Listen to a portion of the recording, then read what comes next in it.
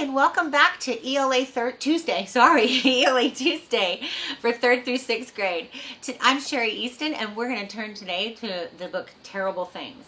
This time, when we look at character interactions, we're going to look at an interaction between one character and a whole bunch of characters together that operate like one. This is Terrible Things. Remember, we're looking at character interactions.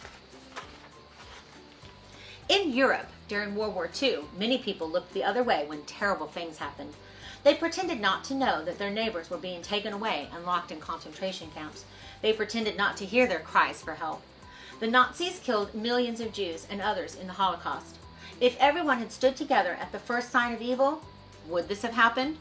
Standing up for what you know is right is not always easy, especially if the one you face is bigger and stronger than you. It's easy to look the other way, but if you do, then terrible things can happen. Now we're going to look at what happens when Little Rabbit, there he is right there, meets the terrible things. Remember, the terrible things are a whole bunch of creatures that operate like one character together. Everything they do is always right together, so they actually end up being like one character. The clearing in the woods was home to the small forest animals. The birds and squirrels shared the trees, and the rabbits and porcupines shared the shade beneath the trees, and the frogs and fish shared the cool brown waters of the forest pond. They were content until the day that the terrible things came. Little Rabbit saw their terrible shadows before he saw them. They stopped at the edge of the clearing, and their shadows blotted out the sun and darkened everything.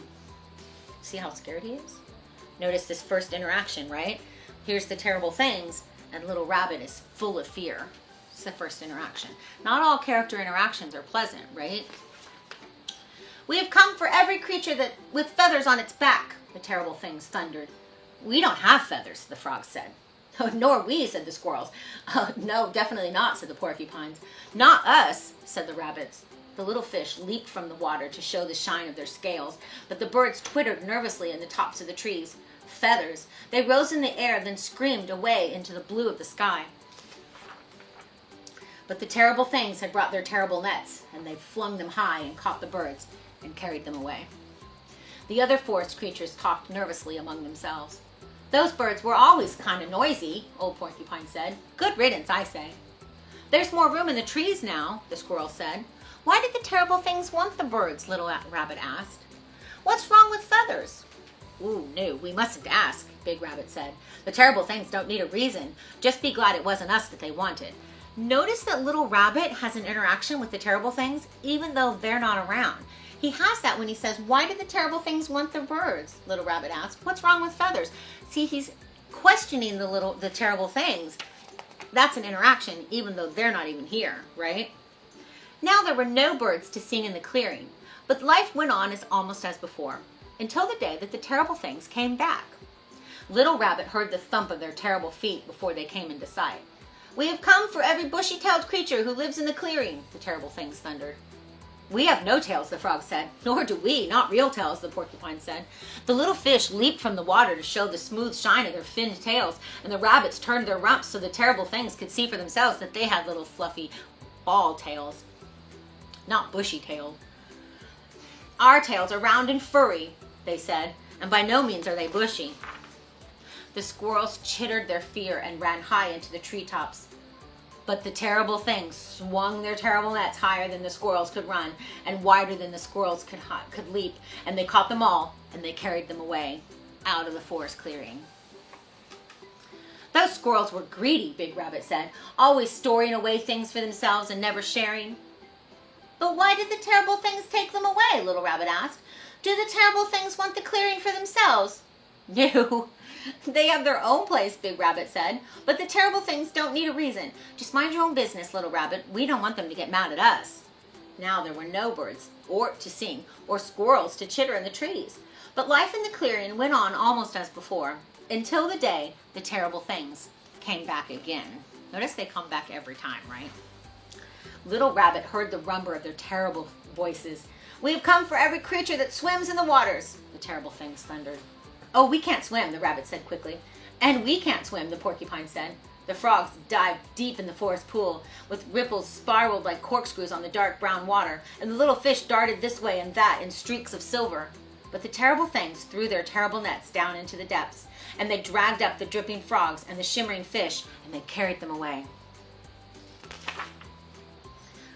Now, following the pattern of the book, we know what Little Rabbit's interaction is going to be, right? He's going to question the terrible things. Why did the terrible things take them? What did the frogs and the fish do to them? Little Rabbit asked. Probably nothing, Big Rabbit said. But the terrible things don't need a reason. Many creatures dislike frogs, lumpy, slimy things they are. And fish are so cold and unfriendly, they never talk to any of us. Now there were no birds to sing, no squirrels to chitter, no frogs to croak, no fish to play in the forest pool. A nervous silence filled the clearing. But life went on almost as usual, until the day the terrible things came back. Little Rabbit smelled their terrible smell before they came into sight.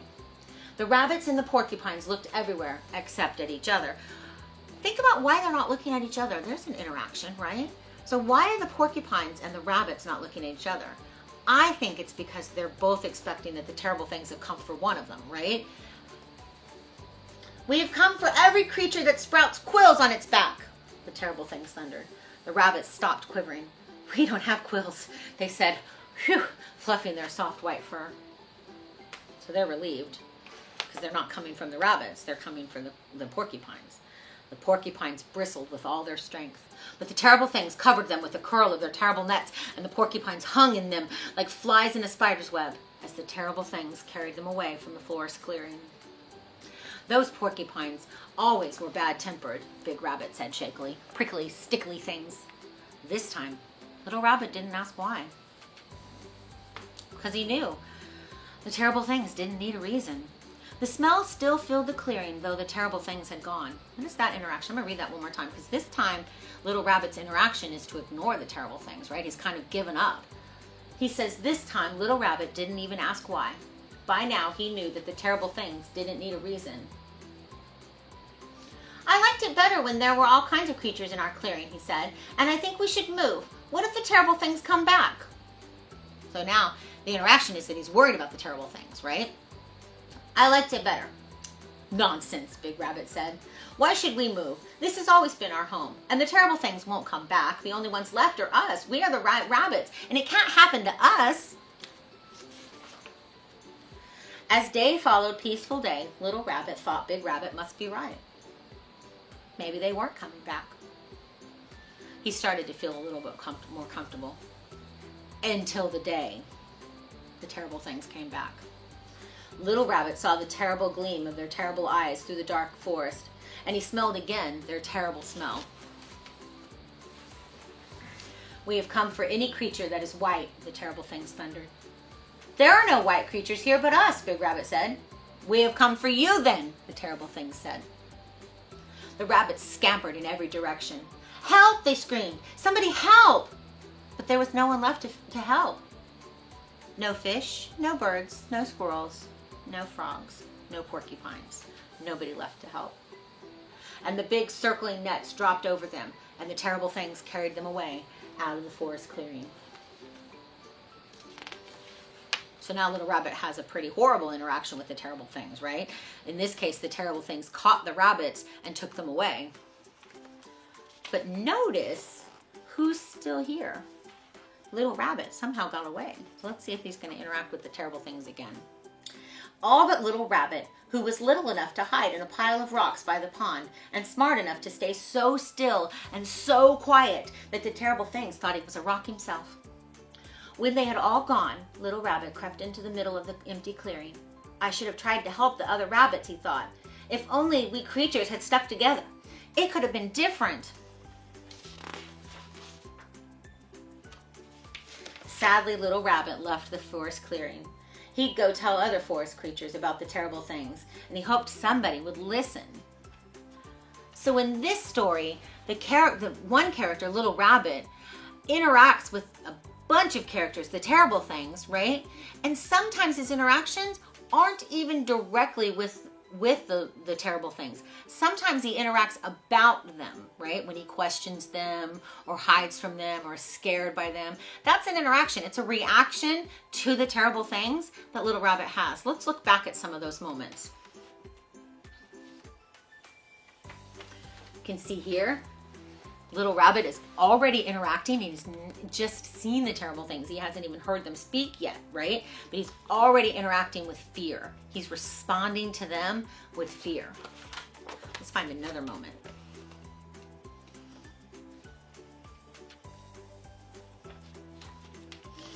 When he's asking Big Rabbit, remember this moment when he's asking Big Rabbit, why did they come for the birds? I don't understand, right? So he's questioning the actions of the terrible things, and Big Rabbit says, don't worry about it, it's perfectly fine, it just happens, right? So Little Rabbit is afraid of them. He's interacting, he's responding to the actions of the terrible things without actually talking to them. Here's another action. Here's another time when he's responding, when Big Rabbit says, don't worry about it, it's going to be perfectly fine. And Little Rabbit's not so sure. You can tell by his face that he's not so sure. He doesn't believe that it's all going to be fine, right? He misses the birds and the squirrels at that moment.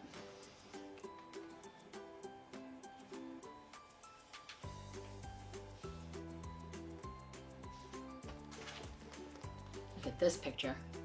Here's another time when Little Rabbit interacted with the terrible things. Notice how he's cowering, kind of in fear, like he's shrinking away, right? Because he's so afraid of them. This is when he saw the terrible gleam of their terrible eyes through the forest darkness, right? So you can tell already that he's responding to those terrible things. And then at the end, when he hides, right? That's another interaction because he's hiding from them, from the inner. So not only every interaction has to be direct, right? Sometimes you have an indirect interaction where you're responding to the character without actually responding directly to them. And then when Little Rabbit leaves the forest to go off and warn the other forest creatures about the terrible things, that's also an interaction because he's responding to what the terrible things did, right? So now he's saying, I'm going to go and save the other forest creatures, right? That is The Terrible Things by Eve Bunting. That was good. Thanks. That's a good time too.